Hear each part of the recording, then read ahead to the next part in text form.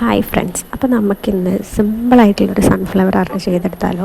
അപ്പോൾ ഇതിന് വേണ്ടിയിട്ട് ആദ്യം തന്നെ നമുക്കൊരു ഓറഞ്ച് കളറ് പേപ്പർ വേണം. അപ്പോൾ നിങ്ങളാരും വിഷമിക്കേണ്ട, ഓറഞ്ച് കളർ പേപ്പർ എൻ്റെ കയ്യിലുണ്ടായിരുന്നില്ല. അപ്പം ഞാനിങ്ങനെ ഇതാക്കിയെന്നല്ലേ, നോർമലായിട്ടുള്ളൊരു ബുക്കിൻ്റെ പേജ് നിങ്ങളുടെ എല്ലാവരുടെയും കയ്യിലുണ്ടാവുമല്ലോ. അതെടുത്തിട്ട് അതിൽ നമുക്കൊരു ഓറഞ്ച് കളറ് വാട്ടർ കളറെങ്കിൽ വാട്ടർ കളർ, അല്ലെങ്കിൽ സ്കെച്ച് പെൻ എന്ത് കയ്യിലുണ്ടെങ്കിലും അത് അടിച്ചു കൊടുക്കാം. നമുക്ക് കളർ പേപ്പറായി. അപ്പോൾ ഇതിന് വേണ്ടിയിട്ട് കളർ പേപ്പർ വാങ്ങിക്കേണ്ട ആവശ്യമില്ല. അപ്പോൾ എൻ്റെ സൗണ്ടിൽ ചെറുതായിട്ടൊരു വേരിയേഷൻ ഉണ്ടാകും. കാരണം ഒന്നുമല്ല, എൻ്റെ കൂടപ്പിറപ്പായ പനി എൻ്റെ ഉള്ളിലുണ്ട്. പോയിട്ടില്ല, എന്നാലും എൻ്റെ ഒരു മനസ്സമാധാനത്തിന് വേണ്ടിയിട്ടാണ് ഞാൻ വീഡിയോ ഇടുന്നത്. ആരും കാണാനൊന്നും ഇല്ലെങ്കിൽ പോലും എനിക്കൊരു സാറ്റിസ്ഫാക്ഷന് വേണ്ടിയിട്ടാണ്. അപ്പോൾ ഇതപ്പോൾ നമ്മുടെ വീഡിയോ ഇതുവരെ എത്തി. ഞാൻ പറയേണ്ട ആവശ്യമില്ല, നിങ്ങൾക്ക് വീഡിയോ കാണുമ്പോഴേ അറിയാം.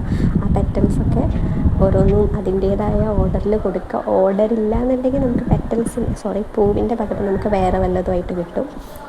എന്നിട്ട് നടുവിലാണെങ്കിൽ അതിൻ്റെ സൈസ് ഒന്ന് ചെറുതാക്കിയിട്ട് ഇതേപോലെ അറ്റാച്ച് ചെയ്ത് കൊടുക്കുക.